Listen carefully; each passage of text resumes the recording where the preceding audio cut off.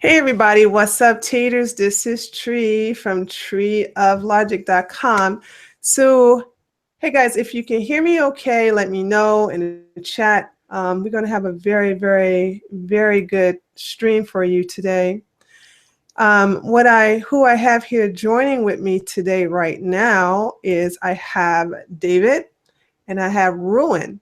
And I have their contact information. Now, David, you don't have a YouTube channel, do you? Well, I do, but nothing's uploaded to it yet. I'm writing a script for a video. Okay. When you get that video uploaded, make sure you give me a link so I can add it to your Twitter, because I have Ruin has I have his YouTube channel listed and the link to his YouTube channel as well as the link to his Twitter, and I have David's Twitter only. But once he upload a video, I will have the link to that and basically put that into the description box.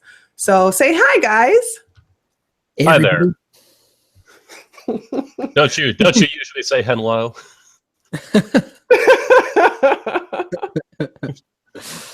Okay, so today we're discussing the skeptic hypocrisy. What I'm going to do, guys, is I'm going to go over everything so that those of you who are so behind, who have no idea what this stream is about, you can get caught up. Also, be sure to check out the video. I also list a video that gives a really detailed information as well as video snippets of what transpired, what happened a couple of weeks ago. So let me just go over it. So first of all, this all started when Rage from Rage After Storm made a video about race realism. Derek, aka some black guy, saw the video and got really, really butthurt about it. And he went and cried. He cried to his masters on the Democratic plantation. He's like, Master, Rage done said some racist thing. She's such a Nazi. She done hurt my feelings. And so the six of them gathered together and attacked her for making such a video. You know what I'm saying? And and they created this stream where they called her a racist, they called her a Nazi, and they began to actually shit on her video. They dismissed her entire video, all because she used one of her sources from the Daily Stormer, okay? So all the points and everything that she said in her video made no sense because of one source, just one source, right, from the Daily Stormer. Then they got mad at her that she turned down the invite to submit herself to be attacked by 6 people in the live stream. So they called her a coward for that. So they called Rage a coward for not submitting to be attacked by 6 people who had an axe to grind, who wanted to just come after her. So because she would submit herself to this verbal abuse gangbang, she's the coward, right? So the following that night and the following day, tons of their minions and people from the left started making these silly little debunking videos. And these videos were a joke. None of them disproved her points that she made in her video. Instead, they just focused on, she used the Daily Stormer as a source. fail. And then they started to lie on Rage by saying that she said that all black people are inferior and that all black people lack abstract thought. This is a lie. She never said that. But because the so-called members of the skeptic community kept saying that she said that, instead of these little minions, their followers, I'm gonna call them minions, instead of them going to double check the video, this is before a video was taken down, to fact check them, they took their word and they started repeating this lie over and over and over again. Okay, so I came and defended Rage by posting a tweet telling everybody, hey, I support her video. Being that I'm black, I'm like, hey, I don't have no problem with this. So guess what? This is you guys are making a big deal out of it. Okay. And I also contact Rage and tell her, listen, girlfriend, I got your back. You my friend. How about this? We can squash this easily. We can make these people look stupid. Join me in the debate. We will debate against Derek and whoever he picked. And turned out he picked Kraut. And we'll debate the points in your video and make them look stupid. She was elated. She couldn't wait. She was looking for vengeance, okay? Meanwhile, Derek gets mad and butthurt and said that I sided with Rage, and he retweets my tweet supporting her to his followers on Twitter, along with his outrage. A Black Twitter follower of his said that I was a self-loathing Uncle Tom. Derek, who was supposed to be my friend, someone who has supported me, someone who I looked up to, someone who I actually really cared for as a friend. And it broke my heart. I'm telling you, I was sincerely crushed when he agreed that I was a self-loathing Uncle Tom, all because I agreed with a video from my white friend Rage. All right. So some white racist liberal by the name of Nate Will Talk to You also called me the daughter of Uncle Ruckus, and Derek also agreed with that, which is really low too. I would never have a white person say anything derogatory about my Black friends, and I go, she is that, she is it. She sure is like a daughter of Uncle Ruckus. You know what I'm saying? That's just the worst thing you could do. And the ultimate betrayal. I really was I was humiliated, and I had no problem expressing my emotions, because I obviously, I was crying because I got my back was stabbed by someone who I considered my friend. Okay.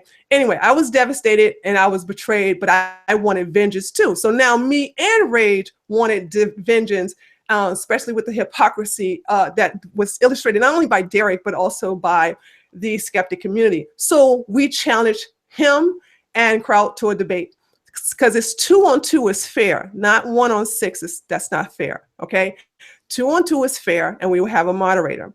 So during this process that we're doing this over Twitter, Rage video gets mass flagged down, and she gets a strike against her channel. Now, I got to tell you guys something you don't know. This is something, and I don't think she mind me telling you this. Rage was contacted by first time around, and YouTube said that we're looking at your video and we're taking it under consideration to see if it violates our TOS. And they sent her a message saying, no, your video don't violate the TOS. Oh, whoopee-doo. Guess what? 3 days later, oh, yeah, guess what? Sorry, our bad. Your video does violate our TOS for hate speech. Here's a strike, and your video gets taken down. And none of this would have never have happened had the so-called skeptic community never made a big deal about this video, okay? Because keep in mind, because Derek made a big stink about it, and Derek is in the eye shot of Tariq Nasheed. Tariq Nasheed sent his "We Was Kings" Negroes after the video. And of course, we all know that the SJWs and the skeptic communities are in bed with each other. So of course they got ahead of it. So you got they're in cahoots with each other. So you have three groups. Tariq's "We Was Kings" folks, you got the skeptic community, and then you also have the SJWs. Three groups come and just attack her channel. All right. So long story short, Derek agrees to the debate. Then he declines. I get mad. I go on a Twitter rage. He responds by making a gazillion videos about in his safe space about debunking race realism. Instead of having a debate with me and Rage, he makes all these videos. I patiently watch him make a fool of himself, and I start collecting these videos. Meanwhile, Rage goes to her. She's so betrayed.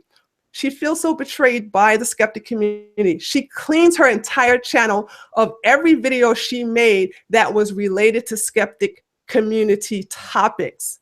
All right. This is the reason why. Stop listening to what the left is telling you. This is the reason why she cleaned her channel. She didn't clean her channel because she was a coward. No, she was part of the skeptic community, and therefore she made videos in relations to topics on feminism, SJWs, everything that, whether this is transgender or trans, whatever, he, she, he, wait, stuff, all that stuff that the skeptics focus on. She did these videos. Now, she also did some other videos that I absolutely adore that had nothing to do with the skeptic community, like the abortion one, which something that they would never do, but it was something that that was breaking outside of their barrier, and they didn't like that. Okay, so this is the reason why she was going to do a new format where she was just going to do a podcast, and she was going to actually focus on alt-right topics. All right, no more SJW topics, just topics dealing with the alt-right. All right.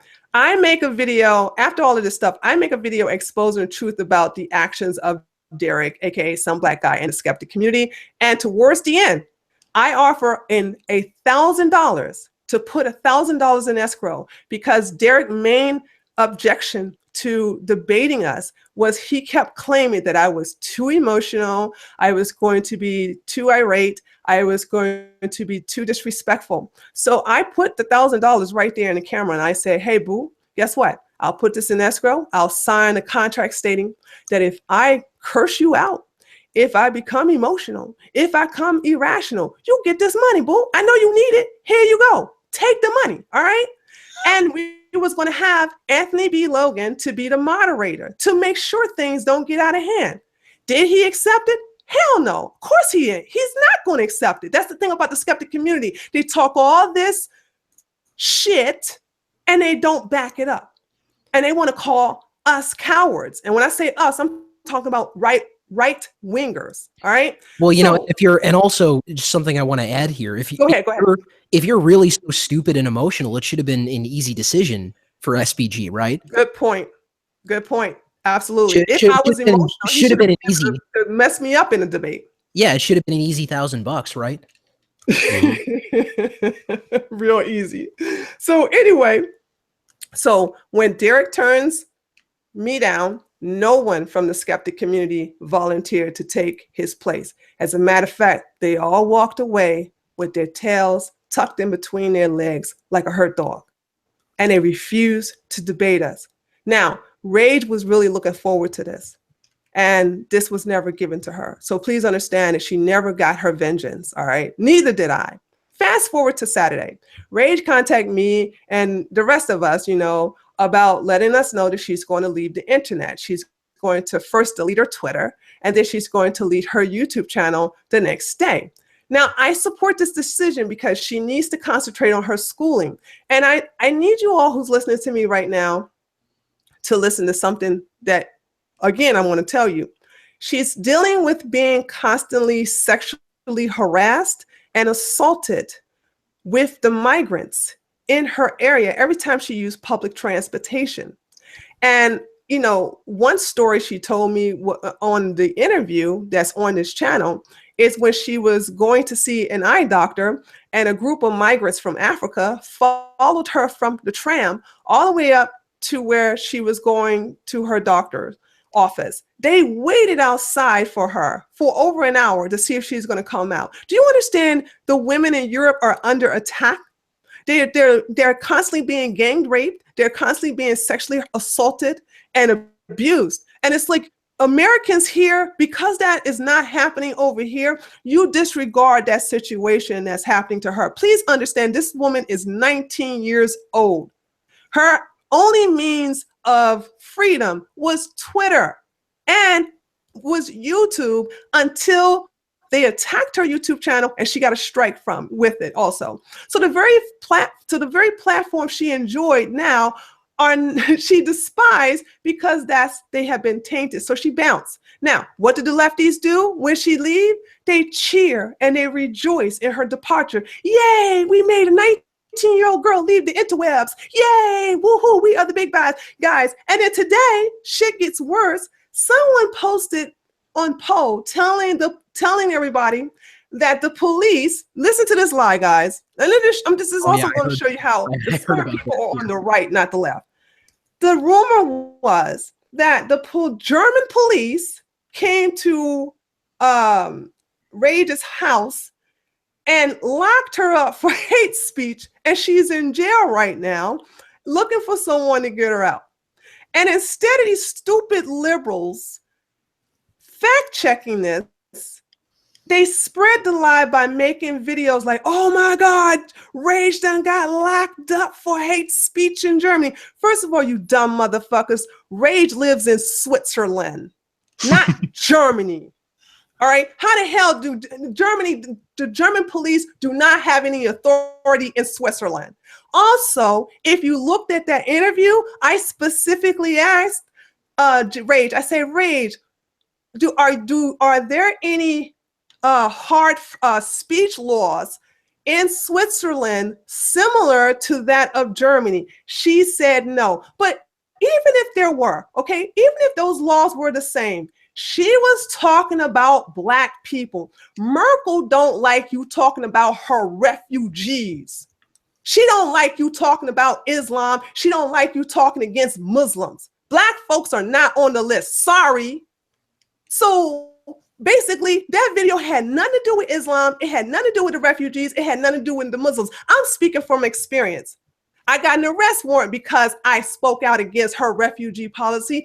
And I got my first strike I got on my channel was because I talked about the Muslim terrorists. Thanks, Merkel. And she only did that because I am a German resident. So I'm gonna say this, and I'm gonna let Ruin and David take over. But this is what I'm talking about. You guys don't see how crazy these people are, how ignorant they are, and they want to make us look like we're the dumb ones. But when I actually take the time to tell you what really happens, that's when you go, oh, well, damn, they stupid. And what they did to Rage was uncalled for. How you can celebrate the fact that you bullied, and I'll give the definition of a bully because that's exactly what they did. Let me give you the definition of a bully. A bully, to use superior strength or influence to intimidate someone, typically to force him or her to do what one wants. The left, the skeptic community, wanted Rage to stop talking about facts when it comes to race realism or race and IQ. They didn't want her to tell the truth because they didn't want to make their Negroes on the Democratic plantation mad. I'm done. Okay. Well, I think we can start with the simple fact that there's a little bit of an echo. What's that from?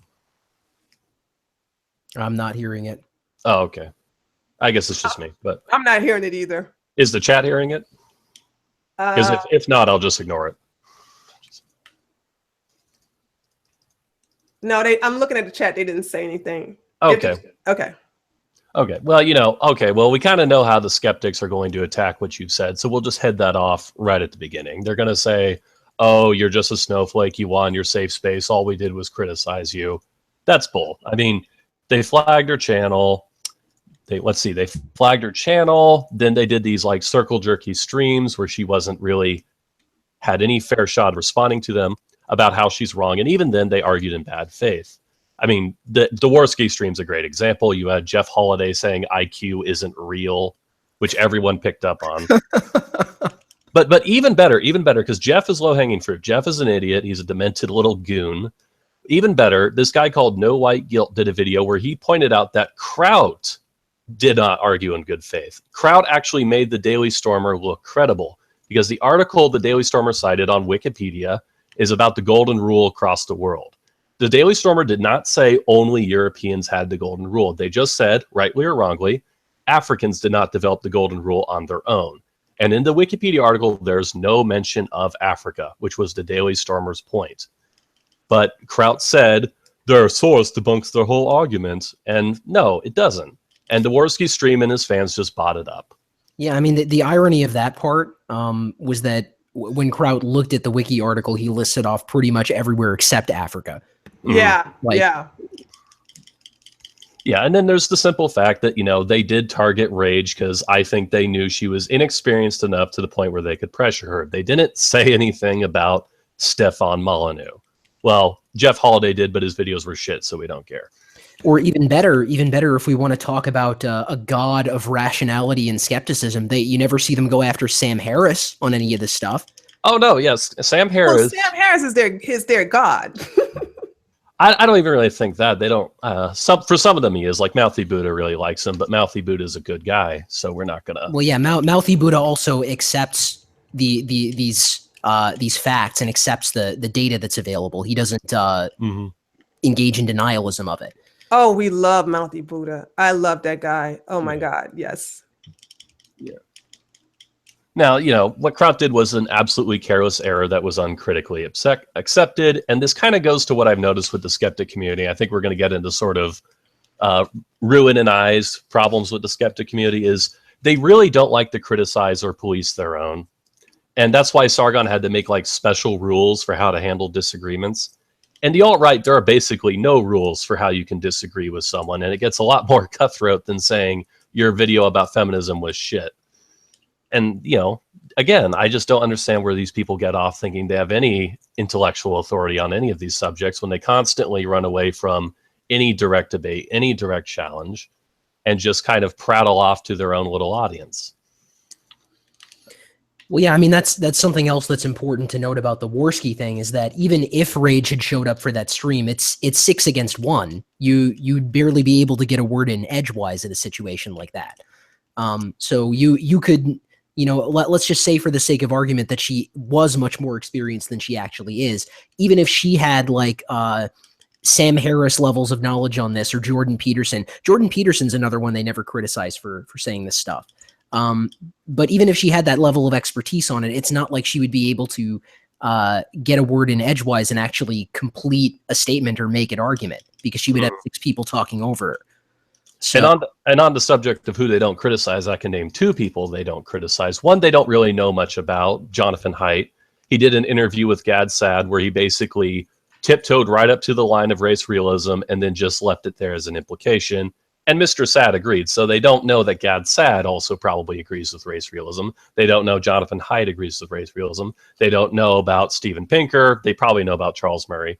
And, you know, the expert consensus is not actually on their side in this issue. And we actually have surveys, anonymous surveys of experts showing that they think genetics plays a large role in the black-white IQ gap in the US and the national IQ gaps across, you know, the world, basically, with racial differences. Yeah, and speaking of anonymity, I had someone ask me this a week or 2 ago. Like, do you know of any openly alt-right geneticists who can speak to any of these issues? And I don't know if it was meant to be a snarky question or not. I'm not sure if it was, but I asked Ryan Falk about it, and he made a good point that even if there were, you know, they would be smart not to reveal that because their career is over. Yeah, if they do. Like who was it who? Oh, I can't remember his name. Some Murray, Richwine. Not Murray. Richwine. It might have been Richwine. Yeah. Somebody recently, like within the last year, came out and expressed some of these opinions and basically lost everything they had. And this was like someone, I wish I could remember the name, but this was someone very esteemed, you know, had a very long career. Watson? Watson, yes, that's it. Yeah, he's a Nobel Prize winner. Yeah, and they took his Nobel Prize away. Yeah. Well, they didn't take what? Did they really? No, they didn't take it away, but he couldn't get money, so he considered selling it, but the guy he sold it to just gave it back. So they didn't take it away. Wow. Oh, okay. Okay, yeah, and this is... But the point remains that if you come out, you know, you could have the most credibility and have the longest career and have a huge reputation built up, and if you come out and publicly say this stuff, you will lose everything. Yeah, and also another thing is like there is no debate about this. The most you get is kind of like what the skeptics do, where they just do response videos to things because they know they can kind of get away with stuff in there because people aren't likely to see the errors when there's no one there to directly challenge them. It's the same thing with the race realism debate. When Charles Murray was on Sam Harris's podcast, Vox.com published articles about how they're full of shit. And that's fairly typical. They publish these articles that, you know, they can't respond to, that get a huge circulation and become a part of what we all know.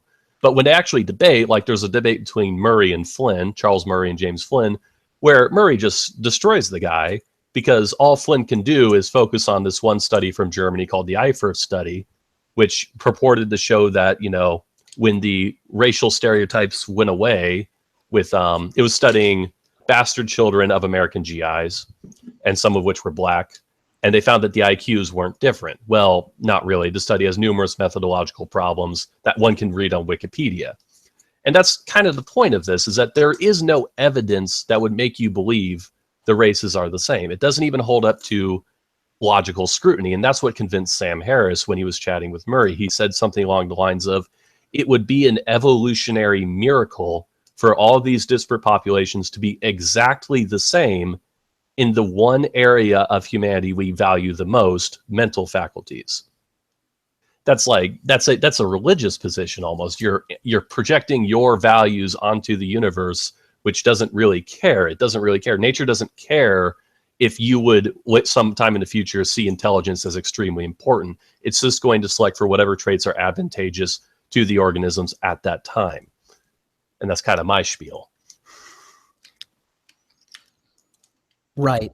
I mean, really, I think what this comes back to is the fact that a lot of these people promoted Rage to start with and kind of helped her channel get off the ground, and were then very displeased when she started saying this kind of stuff. Oh yeah, we kind of got away from the skeptics there. Good point. Go on. Yeah. Yeah. I mean, the thing is like they, they're happy to promote people who have opinions they approve of. But the second someone breaks, how is that skeptical though? You know what I'm saying? Well, it's not. That's the thing, is it's not at all. I mean, and you can see this. You mentioned a little while ago, Tree, that this is something that seems to mostly happen to, or it almost exclusively happens to right wingers who associate with these people. Like you could look at someone like me. You could look at Naked Ape, who has kind of always been on the margins of the skeptic crowd. You could look at that guy T, who, from what I could tell, they seem to have just kept him around as like a token black friend, like token black anti-SJW, so they can deflect accusations of racism against them, because they get called racist all the time too. And they seem willing to go to any length to dispel those accusations, even if it means breaking from the principles they claim to have. What principles? Well, go ahead, David. Well, the principle is, they want to call themselves skeptics so they can appear smart. That's the principle. Yeah, well, in the American educational, in American schools, they are still passing children who can barely read to the next grade. So what does that mean? What does that tell you? You know what I'm saying? Just because you get a gold star on your paper doesn't mean you're smart. And I'm really tired of these people. They're not smart at all. And if they were, if the skeptic community were these Einsteins that they pretend to be, they would have easily accepted the debate challenge from two females. I mean, we're just two little girls. I mean, it's easy to beat me, especially the one who has emotional problems. You know what I'm saying? Wouldn't it be easy to whip my ass in a debate if I can't stay on topic, on facts, and actually, stay on the subject, because I'm not able to stay on this topic because I'm too busy, screeching about how you hurt my feelings and stabbed me in the back and all this other stuff. And basically they just knew, they knew I was mad. I was going to channel that anger into making sure even if I got 2 hours of sleep in the last 3 to 4 days, I was going to make sure I was on top of my game to whip their ass in this debate. You know what I'm saying? My intentions was to say, look pretty, I got this shit. And I was just going to just demolish them, because I took this personally, because they race shamed me for defending my friend. Yeah, exactly. And the thing is, like, they don't do well in debates. None of these guys are great debaters. Kraut debated me and like his own chat. That was so embarrassing. I was like, why did you put up with that so long? It took me 3 days to listen to that debate. Well, he was we were pretty civil in that debate, so it was pretty easy for me. Although he kept deflecting. He kept deflecting and going into irrelevant shit that had nothing to do with the topic. And I'm like, oh my God.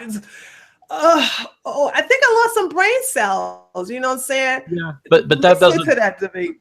That doesn't bother me too much, because it doesn't really hurt my argument. So I was all right with that. But it was a civil debate, and his own chat said I won, and there are people in the comments saying I'm wrong, but they're kind of their criticisms made no sense, and I responded to all of them, I believe. So there's that. There's the millennial woes debate with Sargon, which didn't go so great for Sargon. And like, there's one guy called the Alternative Hypothesis. They will never debate that guy, but they'll insist that race realism is wrong, and he's sort of like an expert on it. And it's interesting that you mentioned the Sargon and millennial woes debate, because this to connect back to a point Ray just made about like, oh well, you're just girls. It's funny you say that, because the skeptic crowd accepts sexual realism. They accept that men and women are not equal. They accept that men have, on average, higher IQs than women do. And there's plenty of evidence to support that they all accept. And Sargon just recently did a video where he was talking about the whole thing with Piers Morgan going nuts on that Polish MEP. Yeah, the Polish MEP who says all of this controversial stuff. And Sargon made a point in his video saying that, oh, well, it's true that, men have higher average IQs than women, and you can't disprove an average with an individual. But then, way back during this was before this video, way back during the Millennial Woes debate, he brought up individuals as an argument against these averages. So which one is it? Yeah, and it's not like he changed his mind or the skeptic community has changed his mind about that. They still do it. Even Mouthy Buddha did it, although when he did it, it was fair. He pointed out IQ varies more between individuals than between groups. Although I would point out that's because you're comparing two people, which is like a small sample size, but that's a digression. Right. And how do you get an average? By by averaging the results for a bunch of individuals. Exactly. Individuals. Yeah. So it's just sort of like it's a pointless argument to make. It doesn't demonstrate anything. You can't actually build practical policy off of that either, because the law doesn't treat people as individuals. It treats them sort of as models or blocks of behavior. Well, right. I mean, just, imagine if problem with that argument. Imagine if DUI laws were structured around individuals. Like, oh, well, everyone has a different range of alcohol tolerance, so we can't have this blanket law with a fixed specific number. No, we have to have a blanket law because the police can't possibly account for every person's different alcohol tolerance. Like I can drink more alcohol than most people I know, and still, I'm what you might call a functional drunk. And I wouldn't advocate drinking and then driving a car, but I might be more able to do it than most people, and yet I still don't do it because if I get caught, I'm fucked. Yeah, it's just kind of how things are. You can't have this highly individuated system that tries to cater to every individual snowflake. It just doesn't work. And moreover, they kind of act like we're the ones ruining this individualistic system we live in, when we don't live in an individualistic system. We live in a system where people are treated as collectives, where they politicize based as collectives. And so we need to actually just deal with the world we have. And the current issue of our day is this blank slateist ideology that's just screwing everything up. But I think we've moved away from the skeptics a lot, although that's my own fault. Hold on. Don't worry, I'm about to bring it back because I forgot to mention something. I forgot to talk about a trap that I set in my last video. You guys are gonna love this. I did a video on the assassination of police officers, and I also included race and IQ in there. That video was very emotionally draining. And it took several days because I went after Sargon in that video, and I wanted to make sure I had all my facts straight. So the disclaimer has some misspelled words in there, and I just want everybody to know that was the last thing I made. And just please excuse that part, but it doesn't make the rest of my video invalid. In the video, I'm gonna tell you the trap I set up that only conservatives caught. 3 men. All of them right-wingers caught this trap, but no liberals caught this trap. Towards the end of the video, I said that liberals don't mind when you say that blacks are genetically superior in boxing, football, and basketball, and the men have bigger penises. But if you say that the average black has lower IQ than whites, then that's pointed too far. Now, the trap was I grossly generalized saying all blacks are great in basketball. I didn't put average before that.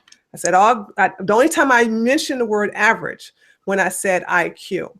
And the conservative, the 3 males who caught it, who were right wingers, said bigger penis. Not all blacks are good in basketball. And I said they caught it. And this is what I want to show people, that the left loves to cuddle Black people.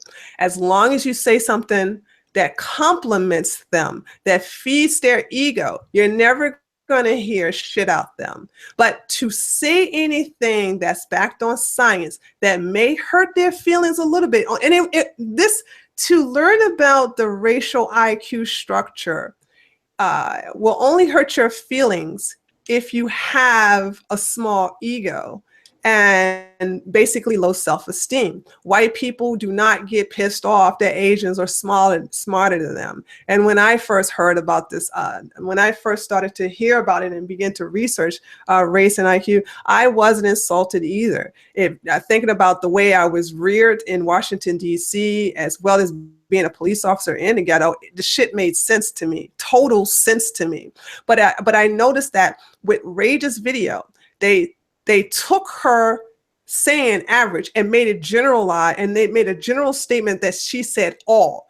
They kept saying this lie that all Black people are inferior, and that they lied about her saying that all Black people lack abstract thought. And here it is. I specifically said a generalized statement that all Black men got big penises. All Black people are good in basketball. All Black people are good in football and boxing. And none of them said a word. Just to show you that whites on the left have this bigotry of low expectation when it comes to Black people.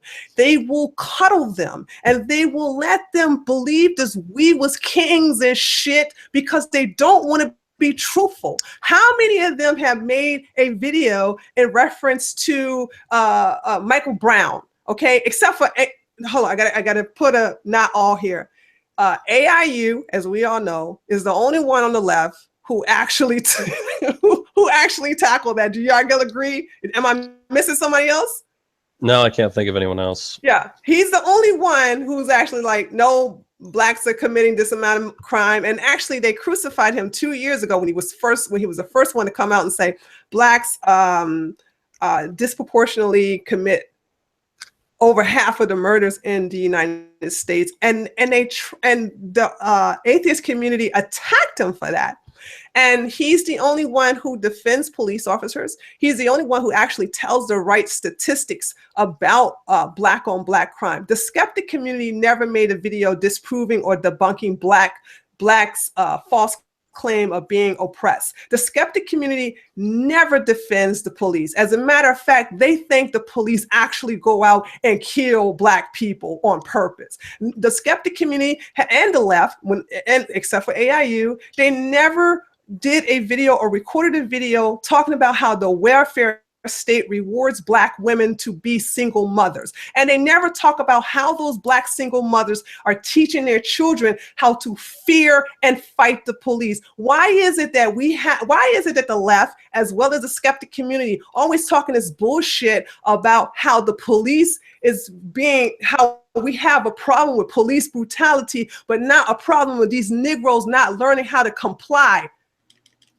How come when the police tell you to fucking pull over and don't reach for a gun, you don't pull over, you run and you pull out your gun, and it's the police fault?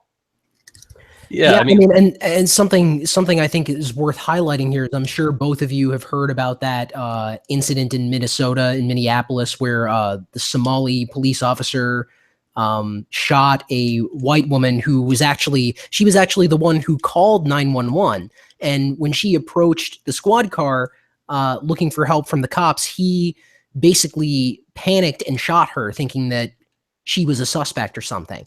And people like Tariq Nasheed, of course, jumped on this, and the Somali community in Minneapolis and the Black Twitter jumped on this, saying like, oh, praise Jesus, a Black cop shot a white woman, isn't this great? Now you white devils know how it feels and all this shit. And it's just amazing to me how they think that this is somehow analogous or somehow a comparison to, like, this was a white woman approaching the squad car. She was the one who called the cops. She was looking for help, and the cop, basically, was incompetent and had an itchy trigger finger and shot her in a panic. And you're trying to compare that to somebody who is suspected of committing a crime, who is the subject of an investigation, who is actively, violently resisting the police, and the police end up shooting. You're really trying to compare those two things. Also, I haven't seen any of the skeptic people talking about that. Well, they can't talk about it because, you know, the fact that all these black people just jumped on it as part of this racial revenge fantasy, that kind of that invalidates their whole vision for the future. It's like, oh, we just need to teach them to be good little individuals and it'll all be fine. Well, you can't do that. Sorry. We see how they use social media. That's not a study, obviously, but that's a pretty good bar for how groups behave at this point. I mean, they see themselves as a group. They see themselves in a conflict. You just need to actually accept that's the world you live in. Also, I want to just ask this question. What type of people celebrate the death of an innocent person? What type of mentality is that? Well, I mean, it's vengeful. You know, they just want to. They have their perceived victim narrative of, you know, the police are out there just slaughtering black people for no reason.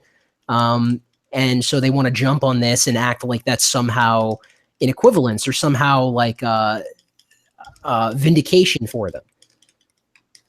Yeah. And, you know, and like Sargon has talked about how there's a distinctly authoritarian tendency in American cops when he's from like 95% white Swindon. And it's just like, well, that observation. And not only that, but he lives in a country where they arrest people for hate speech and, you know, hate tweets and things like that. You know, like he lives in a country where people literally go to criminal court for saying something mean on the internet, and he wants to talk about our cops being authoritarian. Not only that, their cops are a bunch of pussies. There is so many videos of 20 or 30 police officers trying to take down one guy with a knife. There's actually a video on YouTube right now where there is 20 to 25 police officers trying to take down a guy with a pole, a steel pole. And all he's doing is swinging it. They're running around like a circus. And the only way that they caught him is when he threw away the pole and jumped in the back seat of the squad car. So you mean to tell me you want to look at your police officer who can barely fucking handle somebody with a pole and want to compare that shit to our police officers? And don't forget this now, your police officers over there in the UK, they are unarmed. We have the Second Amendment here, and I take offense to anybody who is not an American, who does not live in America, who don't understand about the hood. You ain't never lived in the hood. You ain't never been by that. You ain't never been drove by a fucking hood, and you want to sit up here and try to tell us how to deal with these savage people from the fucking concrete jungle. Fuck you. Yeah, they have absolutely no understanding of what the dimensions of this problem is. And I mean, to go back to sort of like, this was about skeptic hypocrisy. And I think we should go back to that because we've all gotten kind of off. Yeah, we did. Yeah. Like, the skeptics largely, they kind of just rely on social proof and well poisoning, I've noticed, because most of like their criticisms of the alt-right are these videos, which are total, like Jeff Holliday's videos, which are total crap, where he just denies IQ as a thing. Or he denies that, you know, he spreads lies about this Goddard, a researcher from the early 20th century who he says he believed in like genetic determinism. He didn't. He spreads lies about what Stefan Molyneux believes. You know, Stefan Molyneux, if you don't know, used to have like radically egalitarian beliefs, but that's changed. And Jeff wants to present him as just sort of this creepy guy who's always been a crypto racist, which is insane. And you know, that's just what they do. And a lot of it's done on social media where they just kind of selectively present things to their followers. Like, I'm going to pick on Crowd again. I'm going to say something in Crowd's defense a little bit later. So I'm not just picking on him. Crowd, you know, he saw the video by No White Guilt where No White Guilt pointed out he misrepresented what the Daily Stormer was saying and just basically was completely wrong and everyone bought it, and how poorly that reflects on the skeptic community. And Crowd's big response was a tweet to his followers of a section where No White Guilt makes fun of Crowd's pronunciation of things. Because I think he assumes Crowd is from England. So he sort of doesn't understand English is not Crowd's first language. And he presented that as if that was the argument of the video. When he would never, ever say publicly, oh yeah, I fucked up. I can't apparently have a problem reading what the Daily Stormer actually said. My own fault. And that's just what this is. It's an image projection contest that they want to pretend they have any sort of upper hand in this argument, when really all they do is just poison the well against opposing ideas a lot of the time. That was a good video, and I think I'm going to leave a link to No White Guilt's video in the description when we finish this stream, because I think he made some excellent points, and he just destroyed them in their little stream. Well, yeah, I mean, like Andy fucking Warski didn't even know what the bell curve was. Yeah, he did a stream with AIU, and AIU said, "I'm surprised that the bell curve is not mentioned here," and like, well, what's the bell curve? Where's the bell curve? Yeah, it's ridiculous. And James Alsop was there too. And yeah, these guys don't know anything. They don't actually know like what is actually in dispute in this subject. Like I see like this weed idiot named Louis Levi saying, "Oh, genes don't really matter. It's mostly about your culture and your upbringing" on Twitter. And it's like, no, here's how wrong that is. It is a law of behavioral genetics that genes are more important than your family upbringing. It is a literal law created by Turkheimer. And he doesn't know that because he doesn't know anything about the subject. They just want to beat everything down with this sort of bizarre individualistic brush where everything's just a product of people's will, when really, no, you have set limitations, you have set parameters. Not everything's under your control. There is actually luck involved in life. It's just ridiculous. Yeah. You have anything to add, Ruin? Well, I mean, what's interesting is that Sargon has publicly said as much in the past. He's publicly said things like, okay, well, genes determine your potential and then environment can influence to what extent you reach that potential. Sargon has said things like that. So in the loosest sense of the term, Sargon is kind of a race realist. But when it gets down into the actual nitty-gritty of it, he sort of shies away from making more specific statements than that. Well, he's doing the thing where it's like, oh yeah, race realism is maybe true, but you know, I'm still going to strawman what the alt-right thinks we should do with this information. You know, like he said, like he seems to think like we judge people based off of IQ, and so therefore we should also deport dumb white people or something. No, that's not the case. IQ nationalism. Yeah, which is like, if you think you can give every immigrant who wants to come over an IQ test and that'll just solve everything, yeah, really, you're a little green.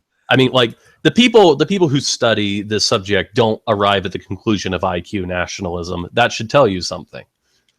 And they've always been kind of done these shitty little things. Like I just remembered there's a video. It was the Berkeley fight where Nathan Domingo punched that girl. Is the video Sargon did on that. And he does the thing where this is something the skeptics complain about SJWs like Tom Bloke doing to them. They complain when SJWs take 30-second clips of their videos and use it to make some fatuous point about how they're wrong or something. And he did that to Richard Spencer's DC rally against the war.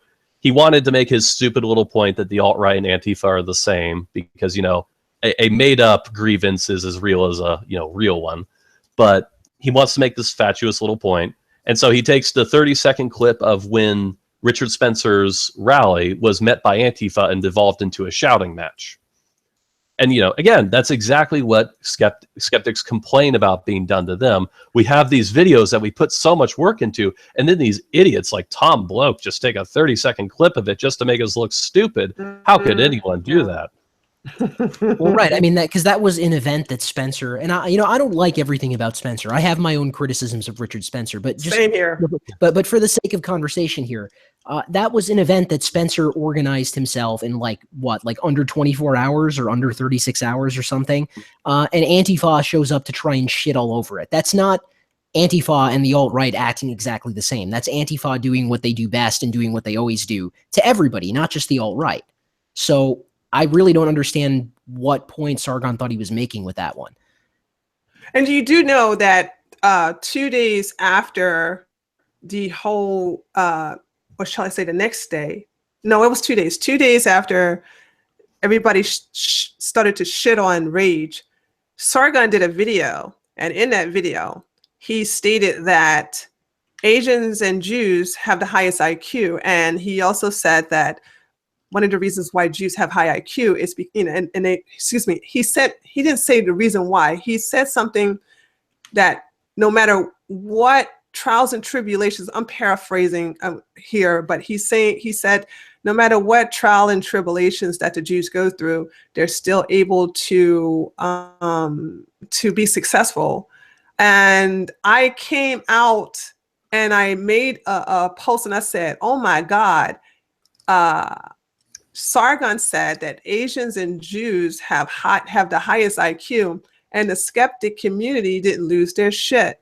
And everybody started to defend, like, well, he didn't say it's because of poverty, and he didn't say it was going to be used against them as race. And I'm saying, and it just, when you look at the rebuttals from their minions, you will understand why we block them. And I got to go back to something dealing with Patty Politics' silly video about calling the alt-right SJWs. I got to talk about this because this is their new thing, is to call us names. It's not new, but yeah. Really? Yeah. Well, I guess this is the first time I actually been involved in something, so I take your word for it, because I'm like, since when have the alt-right been SJWs? So guys, I'm going to actually tell you the actual actions, the things that the skeptic community has done that are SJW tactics. And I want you to ask yourself, did the alt-right or did right-wingers like myself do that? I'm sorry, David, you about to say something? Oh, no, I cut out a little bit. And I was just wondering if you did. No. So I'm going to show you what they did. Okay. And listen, see who's really the SJWs here. The first thing they did when Rage uploaded her video is they got outraged over the truth. Now, does that sound like an SJW to you? Yes, it is. That's something SJWs do. They don't like you telling the truth, and they get very angry about it. And they get mad because the facts you told hurt their feelings. The facts that Rage explained or presented in her video, it hurt their feelings. Or shall I say, it hurt their slaves on the Democratic plantations' feelings, and they had to defend them, okay? The next thing that they did, the skeptic community, is they started to use name calling instead of valid arguments. So the first thing they called Rage was— Oh yeah, that's, if I may just cut in, that's actually like the irony of referring to all your opponents as SJW equivalents. That's also an SJW. Exactly. Yeah. Good point. They call us names instead of actually having valid arguments. So very good, David. I didn't even think about that. The fact that they call in everybody who disagrees with them SJWs is just an SJW tactics. But they called Rage a Nazi and a racist. And that's something SJWs did. Did we call them names? As a matter of fact, I was called an Uncle Tom and a coon, for siding with my friend because she's white and I'm black and they don't like her. So because I'm black, I have to think like all black people and do everything like all black people, you know what I'm saying? And if I don't, they're going to punish me by race shaming me. That's SJW all the way. They collectively gathered together to dogpile upon her and try to bully her on a live stream, okay? And that's something else that SJWs do, all right? Also, because they made a big deal out of her video, they mass flagged it down. Instead of being sympathetic to the fact that she got a strike on her channel and her video was taken off her channel because of a mass flag that came from their side, they rejoice in it. That's SJW all the way. We would never do that to them, okay? And then they celebrated her leaving YouTube, calling her names again, talking about she's a coward. And David, there's something else that somebody did that I think you wanted to share with us, which was similar to an SJW. Oh yeah, okay. Well, first of all, I'm going to give the disclaimer defending Kraut quite a bit because he did have a good point. Kraut did this tweet, and I should have said that when I shared it on Twitter today. However, he did it. I said yes. They asked for proof. I provided proof. It was mostly just an incident of carelessness. It wasn't me maliciously trying to say Kraut. I wasn't maliciously leaving this out. And I also thought it was fairly obvious it was deleted because I had to hunt for the archive, which I said. But yeah, Kraut tried to contact who Rage worked for, Kipper Central, and get her fired over her race realism video. He did delete the tweet after I told him this is ridiculous, but he still did it. I mean, that's still where his mind went. That was still his first response. And that's an SJW tactic. Yeah. So it's just like, so show us. So here's my question to the left. And please don't tell me about blocking. Okay. Everybody blocks. You blocks. The skeptic community blocks people. And then how the hell is blocking people an SJW technique? Here's the thing. Guess who's not blocked? Derek's not blocked. Sargon's not blocked. Jeff's not blocked. Okay. So it's like, because I block you little stupid minions who are tweeting me stupid stuff and harassing me and threatening me, that makes me an SJW. Right. And guess what? If they are so butthurt that I block them or that Rage blocked them, how about they sue us for violating their First Amendment? Yeah. Well, I mean, Braving and I are blocked by skeptics. Yeah. I'm blocked. I'm blocked by Shoe on Head. She used to watch my videos on my old channel, and now she blocks me the second she realizes that I'm on this account or that account. I'm blocked by Kraut and muted by Jeff because, according to Jeff, I harass him. And by harass him, I mean every time he makes a stupid tweet about race realism, I tell him he's a fucking idiot. That's another thing. That's like that they're claiming I harassed them, which is like an SJW tactic. It's ridiculous because I am actually a terrible social media user. I react to things as they happen. I'm not proactive at all. And so if I'm responding to your tweet, it's because I'm seeing your tweet and I think it's dumb or I think it's good or I want to add something. It's not that I'm seeking you out. Yeah, but here's my thing. They can't say blocking is SJW, is being an SJW when they're doing it. Do you see the hypocrisy here? Yeah. We just here so far we have really laid out a long list of hypocritical actions displayed by the so-called skeptic community. Yeah, and still they want to shit talk us all this time. And let me just say this: when I say us, I'm talking about the right. I consider myself an ally of the alt-right. I am not a part of the alt-right. Okay. Here's my thing. I want to make clear to everybody, just in case you guys are confused on why I am so friendly with the alt-right. I do not like the way the left has been so violent, and they have been dumbing down Black people, the Black community, and pacifying them for years and years and years and years, okay? And they have Blacks under this notion that they're their friend. And here's my position. You can have them. You can have Bashwida, Tyrone, Ray. You can have all of them didn't do nothing Negroes, okay? I want the best of my people. I want the strong of my, I want my people who know that what is coming from the left is a bunch of bullshit. I want my outspoken people to come to this side and fight for our American culture. If Blacks hate it here and Hispanics hate it here, if Muslims hate it here so much, why are you still here? I don't want America to turn into South America. Excuse me. I don't want the United States to turn into South America, Brazil in particularly. I don't want it to turn into Nigeria, Saudi, Yemen, and I damn sure don't want it to turn into Germany. Okay. I am an American, not a damn African American. I am an American. And there are lots of Blacks here in America who think like me. I want to show them, hey, come to the winning team who's looking out for our best interests. It is not in our best interest that whites become the minority. That is an awful thing that will happen for us. No offense, I'm just being honest. This is a selfish thing for me to do, is to make sure this doesn't happen, because a Black America is death. Hispanic America is death to somebody like me with my lifestyle. And I like my American westernized culture, and I don't want it to change. And therefore, I know, and I have been attracting a lot of Blacks who think like me and who are actually willing to fight on this behalf. And we'll keep the didn't do nothings and the we was kinds and shit. They can stay over there on the left and just be, you know, and they can suckle on the teat of their democratic masters. But that's the thing I want people to understand, is that we're having allegiance here on the right. Yeah.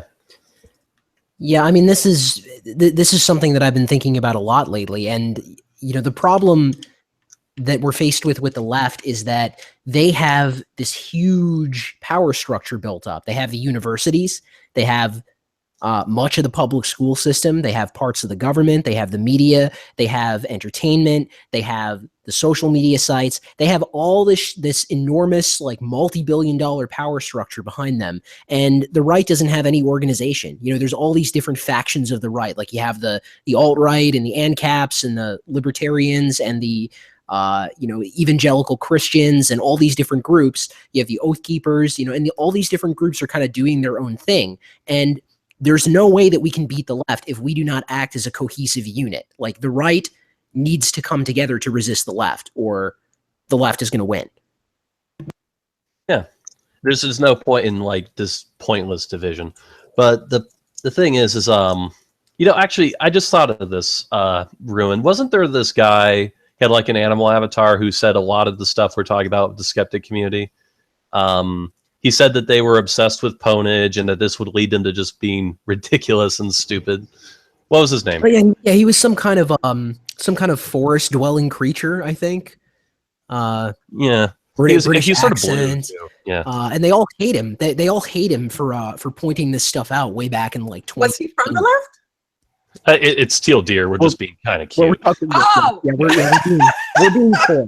We're being coy. We're talking about teal deer. Okay. I've been pushing the whole teal deer was right thing since like last fall, because teal deer was right. Teal deer predicted all of this shit coming almost 2 years ago now, and they all hate him for it, and they act like he's beneath their engagement or something. Didn't they dogpile on him too? They tried to. Yeah, see, that's the thing, is he doesn't bother with any of the social media crap, so. Yeah, there's really nothing they could do. No. Didn't they have a stream where they tried to trash him, just like they did, not as bad as Rage, but similar? Or am I confusing that with something else? It doesn't come to my mind, but if anyone would know, it'd be Arun. I mean, I think there was something that happened recently with Jeff and Warski, where Teal Deer made this video saying that there's all these new female content creators springing up, and you know, they're having an easy time gaining traction, and they're just kind of not saying very much that's new. And you know, you can agree or disagree with Teal Deer on that, but the simple fact is that it really booty blasted Jeff and Warski, because they had been promoting Rage and promoting some of these female channels, and they had a stream, you know, tearing into Teal Deer and saying that, you know, saying he's a misogynist, and, you know, he's just an angry, you know, lonely MGTOW guy and all this stuff. And then they kind of both turned out to be wrong, because then Rage made her race realism. So not only was Teal Deer wrong, because Rage did do something kind of novel when it comes to the skeptics, and did come out and break from the group and say something controversial. So Teal Deer was wrong about that, but Jeff also had egg on his face for white knighting Rage, you know, trying to defend her from Teal Deer and all this stuff, and it just made him look, you know, for anyone who was paying attention and isn't a fucking sycophant, it made him look really stupid, because here he is, you know, he's caught holding the bag of like, oh, you know, you can't be mean to this girl, Teal Deer. You can't say those things about her. And then she comes out and says something that Jeff really hates and is really controversial with those people. And they, in turn, jump on her. Isn't that interesting? Mm-hmm. Yeah. And there's another person who's kind of said similar things. He said it's Mouthy Buddha. He based his first video, if I can fucking talk, his first video, a lot of it was talking about how crappy the skeptics are doing to address the very real things the alt-right brings up. Yeah, I mean, you know, he's more gingerly about it than Teal Deer, because he still likes the skeptics. I'm not going to blame him for that, you know. But he's willing to engage honestly, and he wishes they would too. But I just don't think that's going to happen. But I'm still willing to engage honestly with Mouthy Buddha. Well, how Mouthy Buddha seems to be the only one who's willing to have an honest discussion, and that's because he's, to me, when I look at him, I don't see somebody who's full of himself. After all, anybody who could get naked in his video and start lip singing to Wild Horses to this video, y'all probably don't know what I'm talking about, but Mouthy Buddha did an Antifa video, and at the end he tucked his junk in between his legs, and he had this white bandana on his face, and he put lipstick on it. You remember Silence of the Lamb, where what's his name? What's the guy who's who was saying it puts the lotion on the skin or else it gets the hose again? You guys know that? Buffalo Bill. Yeah, Buffalo Bill. So he pretends to be the Antifa version of Buffalo Bill. And he actually, he's straight up nude, but he has this junk in between his legs. And it's so funny. And I said, now that's a self-confident man with all to do that on YouTube. And I was like, I've been a fan of his ever since, because I was like, wow. Yeah, he did that. He did that Lacey song, which I'm assuming he did that kind of tongue in cheek. And right. Yeah, it's a pretty funny song. And go ahead. To be honest, I'm really surprised that I don't know if he's just not well known enough, or if or if it's just them ignoring their own side or whatever. But I'm really surprised that none of them have jumped on Mouthy Buddha for some of the stuff that he said, because he agreed with a lot of the alt-right's positions in those 2 videos he made. And that's why. It actually reminds me of just a brief digression of something Tree said earlier, where it's like Sargon said Jews and Asians are smarter, but that's kosher, that's okay. Right, because the right person said it. So I don't know if it's one of those things with. It's not even that the right person said it; he said it about the right groups. Also, I still think they just got this. They got this thing to go after white girls. They have the same way the regressive or progressive left, however you want to call them, the same way they're saying fuck all white people are racist. I believe that stuff rubbed off on the skeptic community to where they're going after any outspoken white person who's proud of their race. And that is a bad thing, and particularly going after white women, because let's just be honest. When you have somebody like me who grew up pretty rough, all right, I don't have no problem fighting. But, my white female friends, this is not their thing, okay? Oh, I see what you're saying now. Yeah, I gotcha. Yeah. So it's easy to go after them versus a hardcore black bitch like myself, because they understand they're not going to get a fight back. They're going to get a retreat until the black friend shows up. That's my thing. And I'm just really tired of that. And actually All Capital showed me another, I wish he was here right now, showed me another tweet in which they attacked another female, a white female, in reference to something she said in being proud of being white.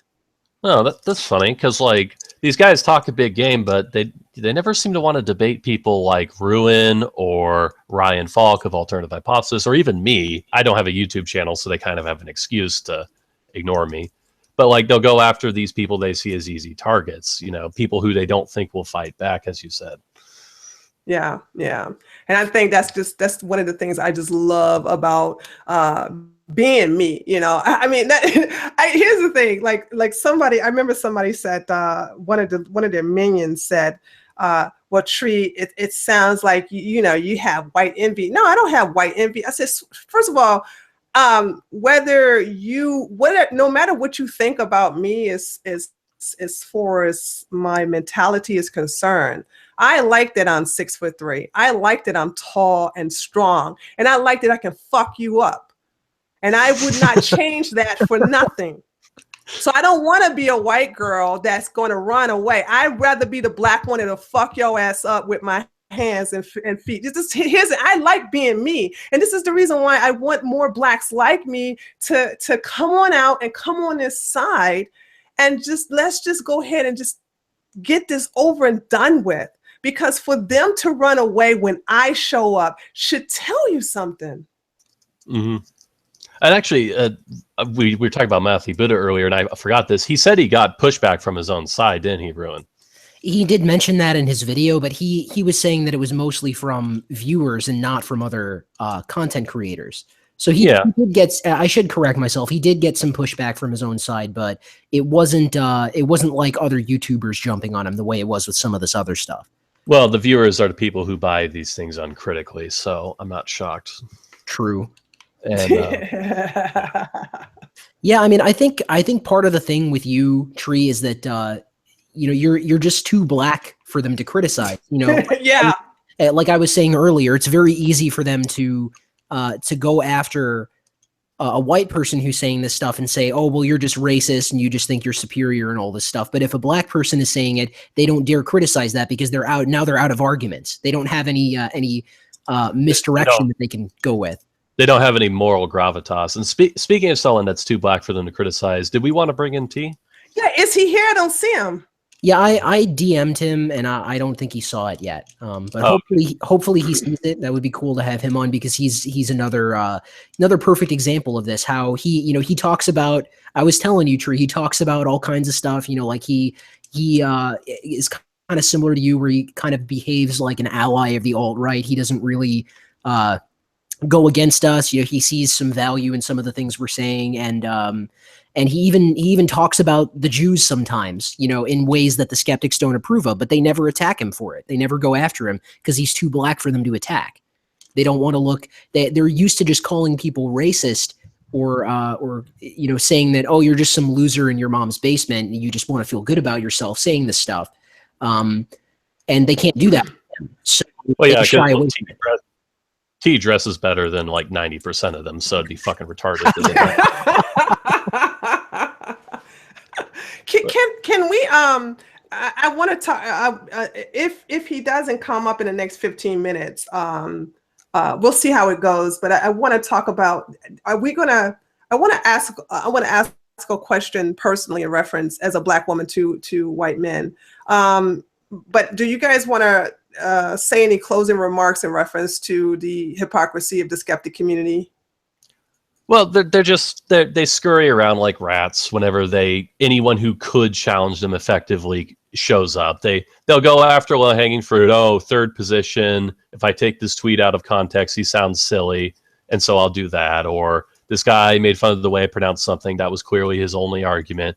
Or Richard Spencer tried to shout down some Antifa, so they're clearly the same.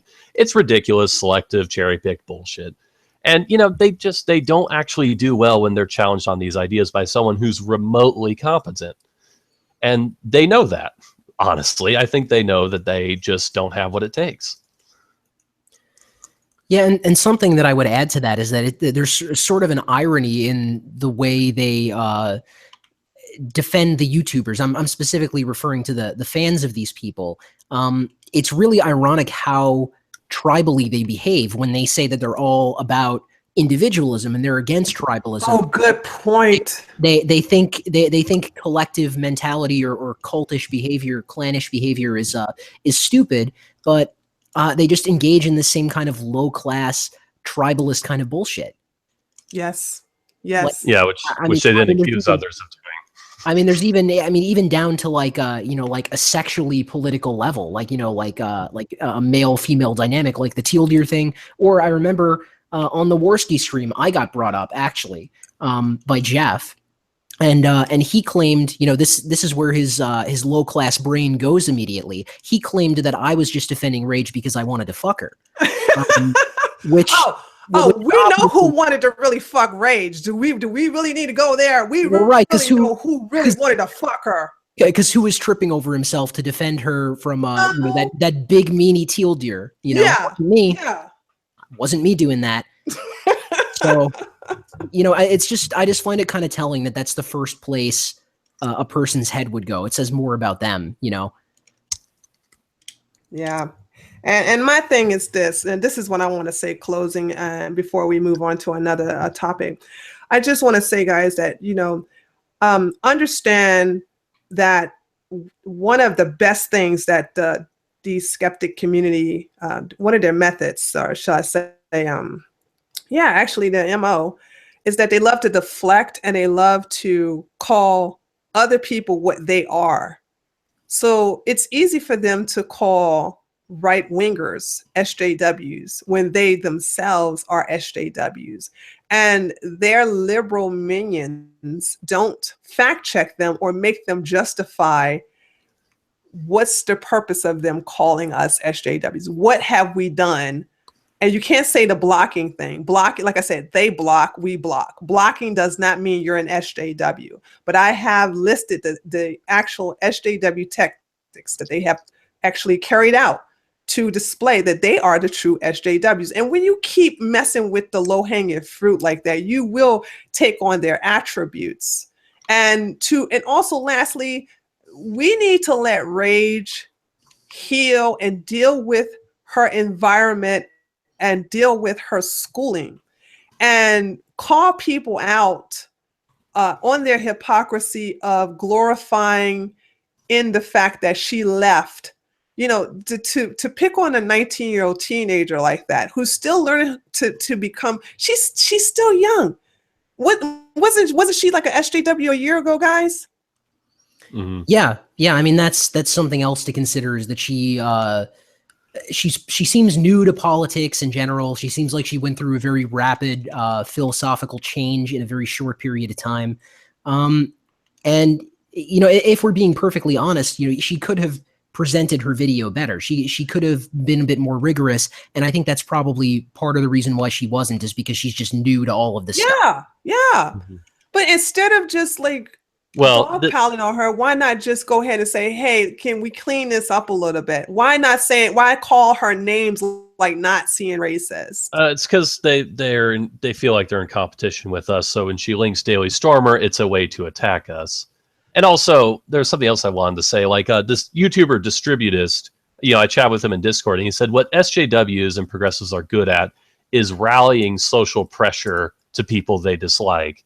And that's all these guys did. They rallied social proof around. Good point. They rallied social proof around the idea that she's saying all black people suck, or that she just linked the Daily Stormer, or that the Daily Stormer's own source disproved it, which it didn't. This is all crap. It's just, it's a lie repeated often enough, basically. Here's one. I also want to say this about the Daily Stormer. If I go to a website that says that blacks disproportionately kill each other at a high rate, and that I think, if I'm not mistaken, 90% of the blacks are killed by other blacks. And these are actual facts that are taken from the FBI crime statistics. And these facts are listed on killniggersdead.com. Does that mean that the facts are bullshit? Yeah, well, in this situation, they would click on the link to the FBI stats and then notice that white people commit more crime, because there's more of them, and then just say, oh, well, that disproves you. Your own source disproves you or something. That's the equivalent to what happened in that Warski stream. Yeah. And so I just want people to understand that we have to fact check these people. Don't always take someone's word. Don't even take my word for everything. And I love to put my sources in my videos when I do them. And first of all, I don't spread a lie. I just don't. And the fact that they was so happy with this lie that Rage was in jail and that she got arrested. I just said, what type of person would glorify in this and find this acceptable? You have examples of that, right? Because they're gonna want to see that. What do you mean? Oh, like you have examples of the videos or tweets where people were celebrating that she was in jail? Oh, absolutely. I got the tweets. Okay, good. I got the tweets, boo. Did you archive them in case they delete them? Oh no, I did not. Yeah, just type in archive.is and then just do it really quickly. Okay, all right. And so this is the thing I just want to put out there is that this is just shameful, and I just want everybody to know that Rage is fine, and she's gonna come back, and she's gonna come back underneath a new name, and she's gonna come back underneath a new format, and she's gonna come back bigger and better. This woman, I'm so proud of her. Like I said, for her to be young, I see a part of me in her. I see that strength. She is alpha, regardless of how the left wants to portray her as a coward. She is alpha. She's just not seasoned yet. Give her some time. But most of all, I'm more concerned about her safety than some bullshit YouTube channel. You know, she's her country. She's in the EU where they are under attack at the moment. And women. Yeah. And also, like, she didn't delete her channel when she was getting criticism. This is like a month after the fact, almost. Yes, exactly. Right. She just basically removed the videos that were related to skeptic topics because she was going to take on a new format. It wasn't until today, or was it today or either yesterday, she deleted her channel and everything. But it had nothing to do with her being a coward. This is totally not true. And I want people to, call people out when they start to others. Something else, this is a point that it's kind of long gone now. This is from much earlier in the discussion, but what we were saying about mass flagging, this is something else that I'd like to point out here, and this is going to be included in my next video that I'm working on. But the mass flagging thing, if they think that they're somehow exempt from that or that it's not going to happen to them, I got news for them, because there's a subset of poll called Lefty Poll on 8chan. And it's, I saw that. They are, Lefty Poll is going around attacking not just right wing but anti-progressive YouTube accounts and basically trying to mass flag videos down. So if anyone here is familiar with the alt-right comedy channel Murdoch, they recently privated all their videos because one of them got mass flagged, and they moved to a new channel because of this. And I really don't think that Lefty Poll likes Sargon Incorporated any more than they like Stefan. Yeah, any more than they like the alt-right or Stefan or any of these people. So the mass flagging thing is a real concern for everybody. If you like talking about politics on YouTube or talking about anything controversial on YouTube, you should be against mass flagging. You should. Yeah, you should be. Because no matter who it is. Because it can and will happen to you. So just wanted to put that out there too. Right. Okay, so we're done on this one. Okay, so I want to here's my from black person to white person question. On my Twitter, and I didn't tweet this to be funny. I was really, really sincere. This really bothers me. Where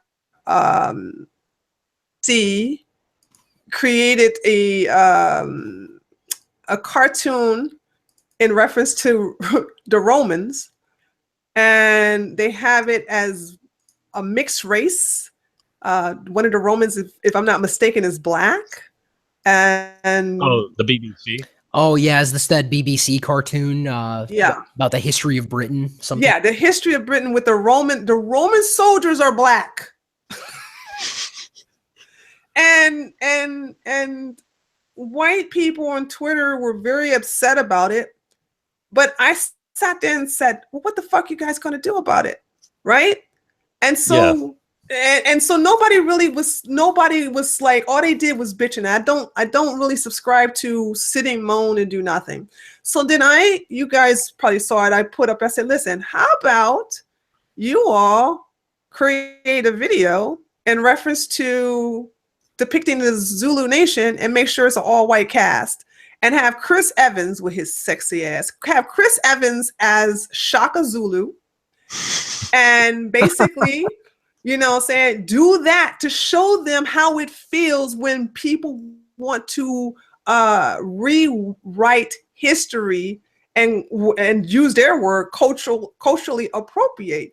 And a good handful was like, oh, if they do that, they're going to hurt us, or they're going to attack us, or they're going to get us fired if we promote it.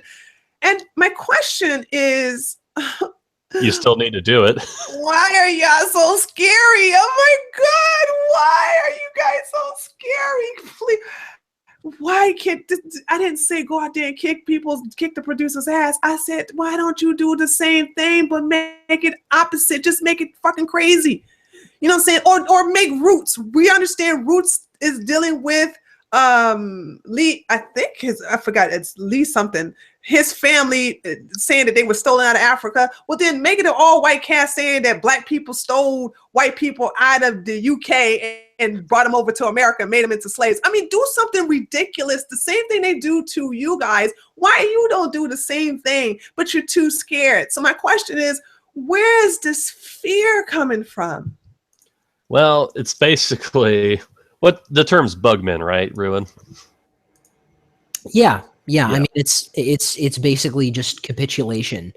You know, I mean, I don't necessarily think that the people complaining about it are really all like that, but there are a lot of white people who also defend that stuff and they think it's a great thing. So, yeah, the people who would do something about it feel alone too. Oh yeah, good. Okay, I agree with that. Yeah. Okay. Yeah. And they will target your careers, and you know, white people love their careers, so there is a risk. But I think they just got to get over it at some point, and that's up to us to inspire them to do that. And if we fail at doing that, then we fail. Then why not have those who are not beholden to a 9-to-5 job, to where we have our own jobs, or should I say we have our own businesses, and we can do what we want, and we support. Here's the thing: if we keep those of us on the right, if we fear that the left is going to create a campaign for those of us who own businesses and either go to Yelp and mass vote it down or put bad reviews or whatever. And if we stay dedicated to the cause that, listen, no matter what the left does, support each other financially, we must give each other emotional support and actually be there to say, we got to stick this through, and we have to show through unification that we are in the right. The reason why Trump is still untouchable is because the left has over and over again displayed their hatred in a violent way, or depicting in a violent way their disdain for our president, which makes other people pity the person bullied. I'm not the only one like who hates bullies. I'm just the kind who bullies the bully, but you have people who sympathize with those who are being bullied. And people don't realize that our president, Donald Trump, is gaining a lot of people because they see how the left, even though he's not being bullied, but they're constantly showing their hatred for him. CNN, Katie, whatever her heifer's last name is, with the decapitation, with Caesar's play, all this stuff. And then Johnny Depp, who I used to love and adore. Now I can't stand the bastard. Thomas, if has an actor ever assassinated our president? I was like, dude, really, Johnny? Are you high or something? What's going on? It's like, I can't believe all of the violent talks, especially with the support of Antifa, with attacking us. They are constantly getting people to realize that we're the ones who are being shut down. Our voices are being silenced. But until they come to the realization where they can do something for us on their side, why not unify and support each other, where they can't mess with our money if we're not beholden to a major company like AT&T or Comcast or something like that. Yeah, it's about parallel institutions, and yeah, that is definitely that's the goal in a lot of ways. Like, have you heard of Patreon? Ruin, I saw you have Patreon. Can you explain what that is? I thought that was like a parody account, but it's not, huh? So yeah, so Patreon is basically a clone of Patreon that is intended to be censorship free. What we saw recently that Lauren Southern and Martin Sellner from Generation Identity had their Patreon accounts deleted, and Patreon has shown up just in the nick of time to save the internet right wing, basically. That this is an alternative for us to not use shitlib controlled sites like Patreon or PayPal or GoFundMe. There are a few other ones as well. There's another site called Rootblock. Counterfund. Counterfund is coming in the fall, and then there's also another site called Rootblocks, which is kind of more like GoFundMe, where you can do one-time donations, you can do recurring donations, you can do fundraising campaigns just like GoFundMe. So Rootblocks and Patreon, I should say. One thing, it's Rootbox, not blocks, just in case people get Rootbox. Sorry. Yeah, I was working on a script earlier and I just had a brain fart. But yeah, both of those sites are up now. Rootbox and Patreon are both up now. So I think it's time for people on the right to start moving over to those sites, because Patreon deleted Lauren Southern, they deleted Martin Sellner, they even deleted Naked Ape, who isn't even all that extreme. No way! Whoa! This is news to me. Hold on, when did they do that? No, the Naked Ape thing happened a while ago. That's kind of old news, but it's worth mentioning. It's worth mentioning because Naked Ape is why? I would have to ask him what the specific reason they gave was, but basically the point is that they do not like people on the right expressing their opinion and raising money using their service. And yes, Patreon is a private company; they have the right to do that. But it's also important for us to have some kind of parallel structure, like Satyrwood was saying. We need some kind of parallel structure built up where the right can support itself and right wingers can support each other, without having to be beholden to these services controlled by people who want to silence us. Yeah. And yeah, that's the bold new frontier in internet infrastructure. Actually, that's very good news. Okay, so because I saw that on your video, Ruin, and I went to it and I was like, I didn't know if that was a parody or not, and I'm happy to know that that's a legitimate thing. So I definitely will sign up. Basically, I'm on borrowed time anyway, and the same thing with YouTube. The thing about it is YouTube has effectively censored me ever since my strike. I have been very careful not to do any. Actually, I haven't done any anti-Islam videos since then, and nothing dealing with criticizing Germany, because I know that I'm on their radar. So I'm being a good little Negro by not talking about it. But the thing about it is that when it comes to the money, as people probably notice in the chat, I don't have super chat, and the reason why I don't have super chat is because this channel is not monetized. I was one of the first on the alternative news section of YouTube to be denied monetization, because what happened was I didn't know this was the wrong thing to do. I didn't realize this until afterwards, but I had my first two videos were anti-Black Lives Matter. My second video was against the immigration, the migrants, the refugee crisis. I was talking about the refugee crisis in Germany. My fourth video was a hardcore video against Islam. And the fifth one was, again, another one dealing with either Black Lives Matter or dealing with the migrant crisis. And then I applied for AdSense, and I got denied. They denied me straight out, and I tried it again 2 months later, and they denied me again. So I'm used to and I know why I'm treated this way. It's because being a Black female, first of all, being a Black conservative is not easy. Really hard to be a Black conservative, but to be a Black female conservative is just about the worst that you can do. Because if you look at outspoken, aggressive Black women, they're predominantly on the left. And to have one on the right, excuse me, guys, to have one on the right is a threat. And the fact that I speak two languages, I'm trying to unlearn one of them. I'm so pissed off with Germany. I'm trying to not know German anymore, but for someone who lived in Germany, for someone who also was raised in the ghetto, as well as someone who has been a police officer, you know, and now I'm on YouTube explaining my life experience and teaching about history. You know, it's a threat to red pilling or waking people up that are in the center or on the left. So I know that YouTube has the biggest audience, has the bigger audience, and it is, I guess it's safe to say, it is liberal run. So I'm going to be nice under the circumstances, but when it comes to the money part, that concerned me when Lauren Southern she had her Patreon taken away from her, and they used the excuse that she was putting lives in jeopardy. Am I right about that, guys? Yeah.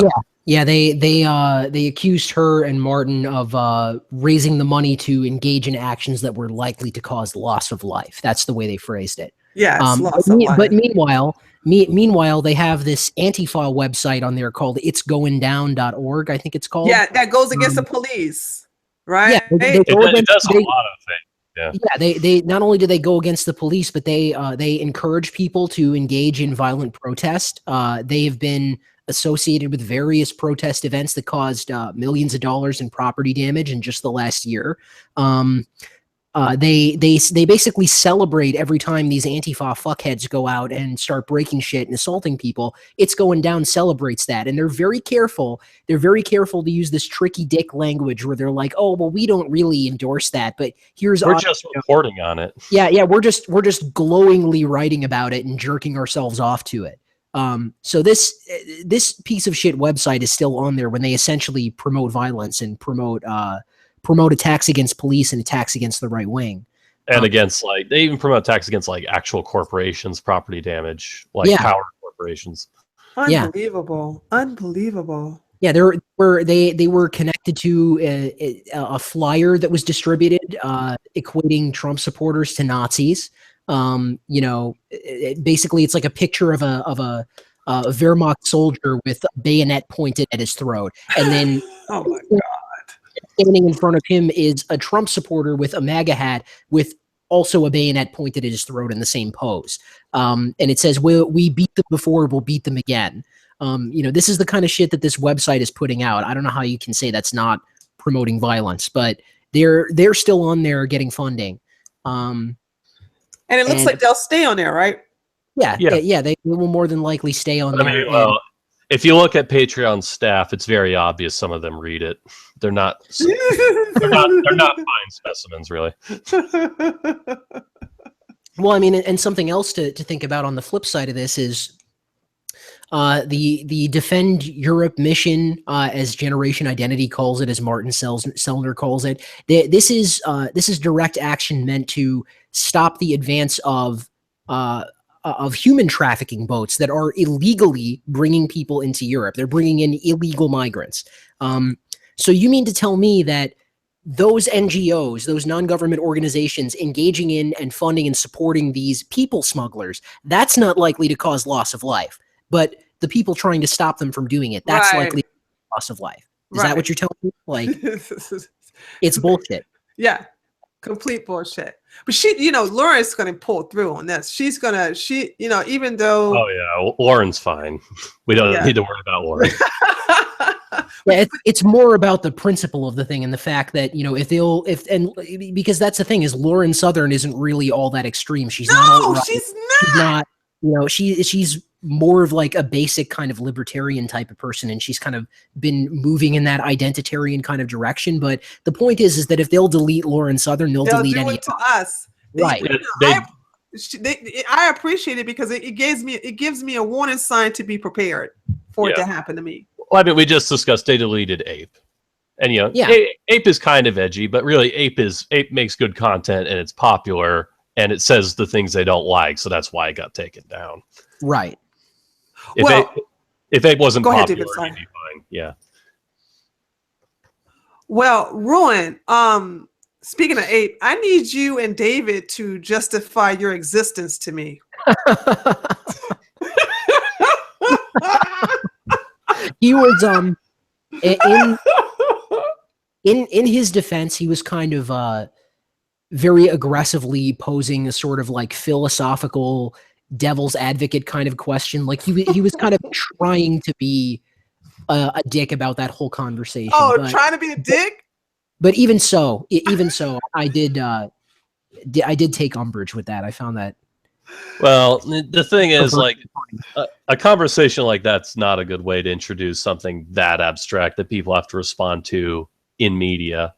Right. It's gonna get bastardized, because sometimes I wasn't sure if he was arguing we need like a meta narrative or myth making, and sometimes it seemed like it was a convoluted route to values nationalism. That is essentially what he was arguing, is that, you know, the European mythos, the European spirit needs to be revived, and how are we going to do it, and what's your plan to do that, is essentially what he was trying to do. But he was doing it in this very like multi-layered abstract kind of way, where he was just being very sort of antagonistic about it. And I agree with you that, you know, and this is what I was telling him, was that, you know, you need to, you know, if you presented that viewpoint in earnest, I think people would be receptive to it. But because he wasn't really presenting it in earnest, and he was kind of doing, you know, the whole justify your existence, you know, why should I care, and, you know, fuck Whitey and all this stuff. Yeah, and that turned me off to it, actually, because I was like, fuck this stream. Like, I'm not going to sign up for this bullshit. You're going to talk to them like that? Yeah, the thing is like, there are going to be very few people on the alt-right who disagree with sort of, we need this romantic ideal that isn't just cynical self-interest. I mean, that's basically what he was asking for. No, very few people are going to disagree with that. They just may not be able to do it themselves, because it requires sort of a special brain, you know, a philosophy major's brain to do it. And also, they're going to be turned off by like this, oh, I hate the alt-right kind of stuff. Well, yeah, because that's the other thing, is that he keeps telling me that he's trying to help the alt-right and he's trying to improve it, but he keeps going about it in this very, you know, like, the way he's going about it is to basically just shit on the alt-right. That's helping it. Well, I mean, it's not that he's wrong necessarily in his criticisms. It's just that the way he's presenting them is not a good way. And the criticism is, in many ways, kind of just do it better, which is a criticism that can very easily become obnoxious to people, rightly or wrongly. Okay, I got a question. How help you do what?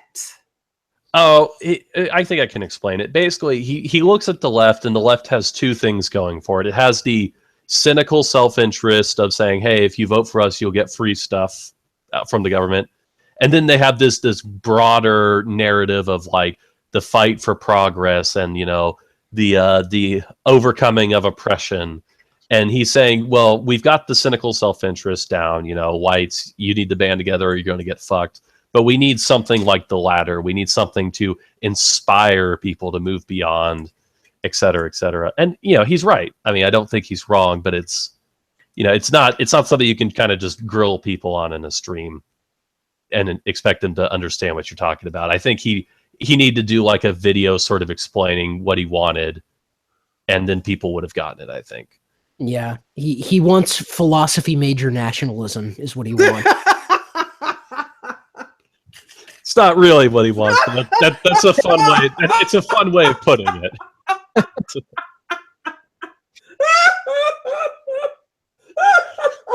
Sorry. So how about we ask chat? Chat, can you justify your existence for us?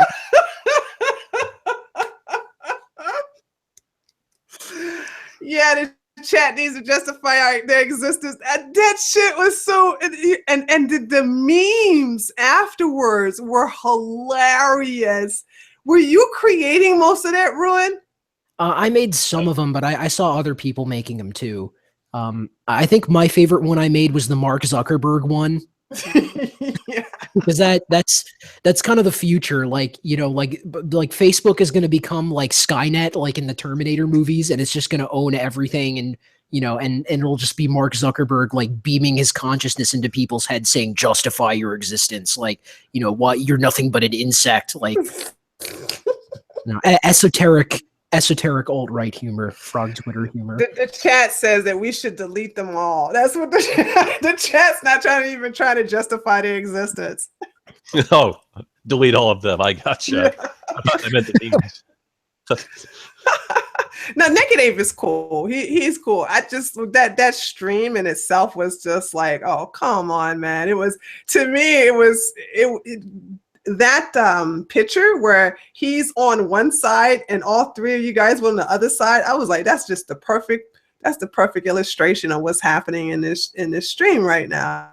You know what I'm saying? Yeah, I mean, and sometimes you guys start stumbling. I think you was just taken aback, because sometimes there was a couple of times you guys were just speechless after he said something and then asked a question afterwards. Yeah, I mean, this is the thing, is like Ape is a good friend of mine. He's a good YouTube friend, and he was one of the first bigger channels who ever noticed me back on the old channel. Yeah. And you know, we've kind of been like you know, like the right wingers on the sidelines when it comes to the skeptic community. But the thing about him is that he likes to be subversive. He likes to be crafty, and people don't always get it. And I will admit, I got a little bit excited on that stream, and I wasn't really at the time. I wasn't really fully getting what he was trying to do there. Okay. To be perfectly honest with you. Yeah, that's cool. That's cool. Okay, so we got 10 more minutes, and then we're going to go ahead and close the stream. I want to say that we were going to initially touch on the skeptic hypocrisy and then go ahead and discuss race and race realism. But it looks like we're going to have another stream on that. That's very important to me, to have that discussion, to talk about that, to educate particularly our people on the right about race realism. And also to just get rid of all of these crazy so-called debunking replies from the left in reference to why this is. And my biggest thing I want to attack is how the left keeps saying that we should not discuss race realism because it's going to be used against people of color. And I'm like, dumb, you have no idea. It's like, have you not seen that race realism has been used already? I mean, let's look at it. Look at the SAT scores. That's just one of many. I can go on in another. But the thing about it is that I think they say these things, and I'm going to give them the benefit of the doubt, that they're only saying these things that because they don't know any better. Well, they're saying it because they want to pivot the conversation to something where they think they can trap you. Like, well, you know, I mean, the thing about, oh, race realism will just be used to oppress people. Well, you're kind of right, because like if we ignore race realism, the Chinese won't. The Chinese actually, like, they very much buy into genetics as a large cause for, you know, individual success and group success, and they really are pushing into genetics research. And so, you know, I mean, if the West becomes Brazil 2.0, who's going to be the world hegemon? Perish the thought. Yeah. I hope not. And like, I hope they don't care about, you know, Africans. They don't care about indigenous people. They care about themselves. You know, maybe that'll change, but right now that's just going to create a much more dangerous world than if, you know, high trust Northwestern Europeans ran the world like they do now. Yeah, I mean, you kind of already see the Chinese essentially recolonizing Africa right now. They're going in there and snatching up resources because we're not doing it. And honestly, like, if it were up to me, I would just want everyone to be left alone, really. Like, I don't want to colonize anybody. I don't think we should do that. But the Chinese are doing it, and they're going to do it more if the West falls into disrepair and becomes, you know, falls out of the world stage of political influence. Yeah. Like, there's no reason to think the new world order that occurs after that will be as stable as the one we have right now, because the level of peace we have in the world right now is genuinely, like, unheard of. It's never happened before. And so just simply the law of averages suggests that any sort of disruption of this order would send the world back into more chaos. You think that what's happening in Europe is not a form of chaos? Well, it is chaos, but like Europe is still mostly extremely safe. Like there are neighborhoods in the US you'd also be similarly afflicted by if you went into, same with these ghettos in Europe. The difference is Europe has never experienced this before. Oh yeah, I get your point. Yeah. It's new. That was actually sorry. Yeah. Sorry, go ahead. It's newsworthy there to report on a neighborhood where women can't go into, and it's a trend that's going to only get worse. Yeah. Right. Yeah. I mean, this is a point I made in my last video where, some of these, I was referring specifically to Sargon, but I feel like a lot of these European people who talk about the US and they talk about how, what's wrong with diversity and like what's so bad about it. You don't know what the US is like. You don't know what it's like to live in an American city. And specifically in reference to Sargon, this is a point you made in your video as well, Tree. That someone like Sargon has been to the US once, and it was to go to a nice, safe, cushy convention with security and all this stuff. And, like you've never spent time in the shitty parts of a major city. You ain't been to Chicago. He wouldn't live if he went to Chicago. I don't give a fuck how many times he tell people he got black in him. He would never survive in fucking Chicago. Okay. That's another interesting question too. Does anybody believe that Sargon is actually black? Like, no. No. I can't picture anybody ever looking at Sargon or like talking to Sargon or knowing anything about him and accepting him as black in any way. Like, he is lily white. There's nothing black about Sargon, okay? I don't care what he says about his daddy. He is lily white, all right? So, no, I'm not going to buy it. And if he goes into Chicago telling me something, what's up, my nigga? I'm part black. They would fucking kill him, okay? So it's so good that he can say this shit about our policing and virtue signal for the violent blacks here in his nice posh home in the comfort of his nice lily white neighborhood outside of the perimeters of London. Okay, it's so easy to judge us, and I take offense to non-Americans talking about our Second Amendment and our police when you have not been here and you have not actually visited or even driven by a ghetto. If you were brave enough to do so.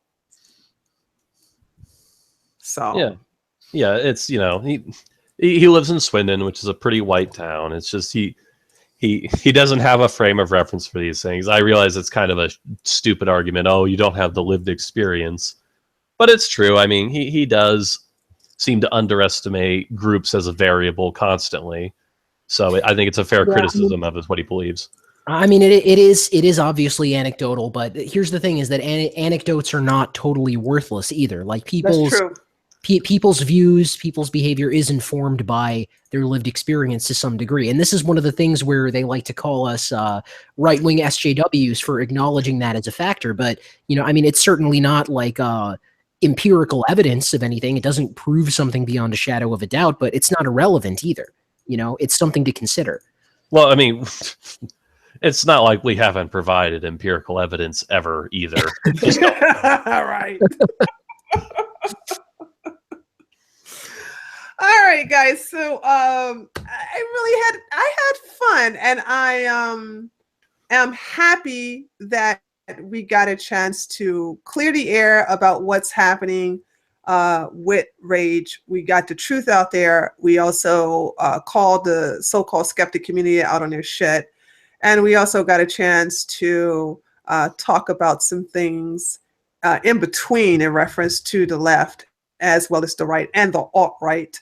And I am really happy about this. And we will do another one. And this time we will focus on race realism for the next time. So you guys are down for that?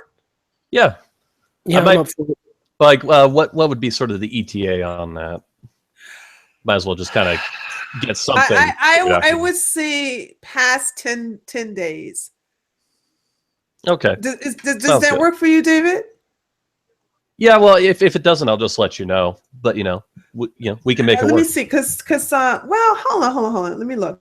Next month is well, how about this? How about, okay, let's schedule now. We can either do it next Monday, or we can do it next Thursday. And let me tell you, the next Monday is July the 31st, or we can do it on August the 3rd. I would prefer August the 3rd because I usually have work on Mondays, so it would probably get rescheduled anyway. Okay, cool. That sounds great. So what I'll do is you guys make sure you check our Twitters, and we will make the announcement, and then we'll come up with a true discussion and this is going to be very, very educational, because it's important that we all learn this information, and therefore you won't have to deal with the pseudoscience that the left is bringing, or shall I say the bullshit that they're bringing towards us in reference to race realism and race and IQ, because I think this is some information that we can actually use to better understand some things, but also to get rid of some misnomers or rumors and get the facts straight, and get rid of the lies. That sounds good? Yeah, exactly. That sounds great. Sounds good to me. All right, so David and Ruin, do you have any last parting words before I end the stream? Oh, Jeff Holiday's complaining about the stream. I think that's a perfect point to end. I was actually it's so weird. I was actually just thinking, like, I wonder if Jeff has seen this stream and spurred out about it yet. And lo and behold, here we are. Yeah, Habib is retweeting it. Two people who couldn't stand up for their ideas of it, their lives depended on it. Oh, that makes me moist. The skeptic community is screeching. Oh, I'm so moist right now. What's funny about that is that David Satyrwood has actually repeatedly tried to get Jeff to stream with him or discuss this with him. Alt-Hype has tried to get Jeff to discuss it with him, and he always makes some kind of excuse and runs away from it. So yeah, it's always really, like, oh, it really means absolutely nothing coming from him. And I'm as far as I'm concerned, Jeff is just like irrelevant to any of this. Like he's somebody who's been doing this for years, and he's at what, like 50,000 subscribers now, and it's just Sargon carrying him basically. Like, who cares about Jeff? Like, well, David, I will vouch for you. If anybody from the skeptic community wish to debate any member of the alt-right, including David, and I'm going to get to know, what's his name, the channel hypothesis. Yeah, the channel is the Alternative Hypothesis. He has a website too. Okay, so I'll get to know him too. But isn't it safe to say that the door is always open for a debate? Yeah, it's pretty much always open. I mean, there are people in the alt-right who will do a shitty job debating. Don't get me wrong, but we're willing to talk. We're far more willing to talk to them than they are to us. Yes, that's true. Yeah, I mean, if I remember correctly, I can't remember if it was Fash the Nation or Daily Showa. One of those two invited. It was Sargon. Daily Showa. Yeah, Daily Showa invited Sargon on there once, and he turned it down. He also turned down a talk with a lawyer who's alt-right. Oh, that was a good move. I actually would too, because a lawyer will fuck you up. Yeah, that's what I'm saying. I don't blame him for that one. Well, I mean, Sargon couldn't even beat Christy Winters in a debate, so like, I mean, let's be honest here. If there's anything that the alt-right can say it's done that the skeptics haven't, there's two things. One, the alt-right has actually done things in real life for free speech. Richard Spencer and Auburn. Richard Spencer got that court case where overturned about violating his First Amendment. And secondly, the alt-right has won debates against SJWs. The skeptics have not. So yeah, and we've won debates against skeptics too. Yeah. I mean, that's like the thing.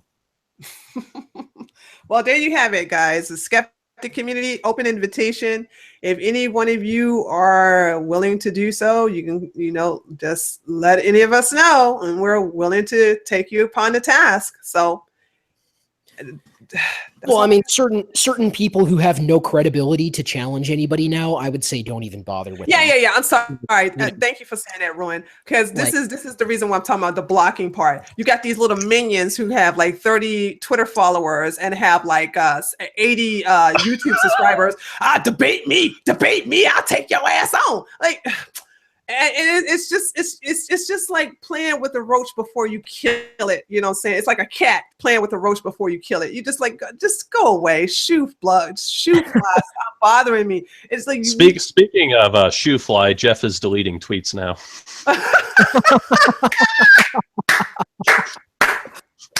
Yeah, I mean, it's just so hilarious how he keeps pulling the debate me shit on Christie. It's like, dude, Carl couldn't beat her. What makes you think you could beat her? I was showing that Sargon and Christie Winters debate to somebody the other day, just to explain to them, you know, like the folly of these people.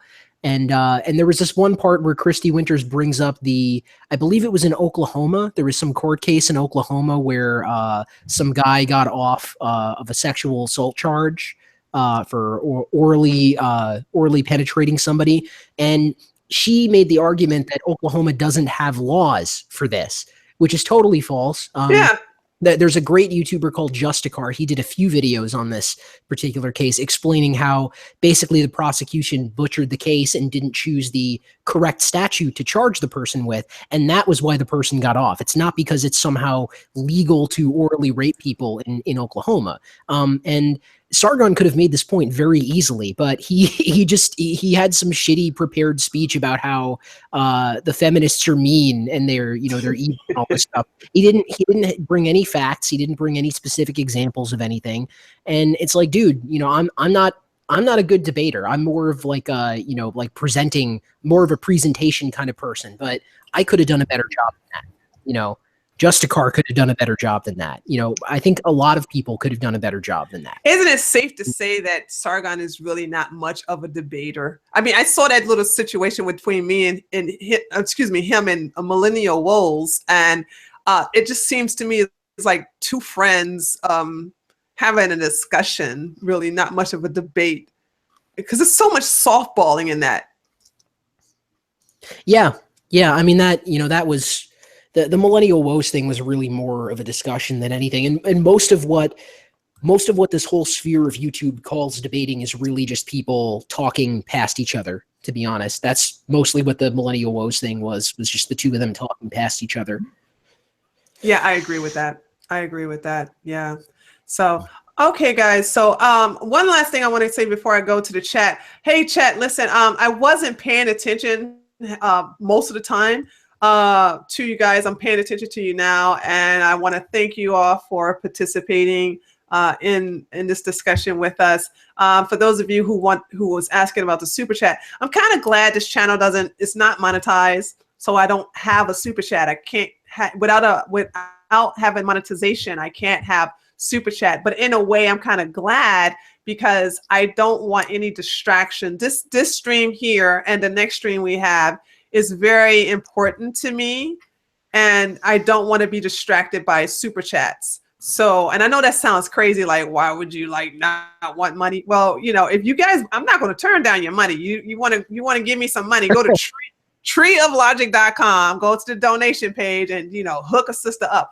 But for the purpose of this is that I want it to be an educational stream with a little bit of entertainment there, here and there. And I'm so glad that these gentlemen have joined me in this, and we will be back next Thursday for the race realism discussion. Okay. All right then, guys. So I guess we will see each other on Twitter. And by the way, you guys don't know it. Sometimes, like late in the morning, like 1 or 2 o'clock in the morning, I'm so stalking both of you on your Twitter, because that's when you're both are active, and you two are just, y'all know how to troll like a motherfucker sometimes. It's just fucking funny as hell. Well, thanks for that. I actually think I'm kind of humorless and not very funny, but thank you. No. But see, David, hey, Ruin, here's something. I had to even join in. David is going, he went to shit. You went to Taylor, you went to some black guy, you went to Patty, debate me. Hey, debate me. Hey, Taylor, debate me.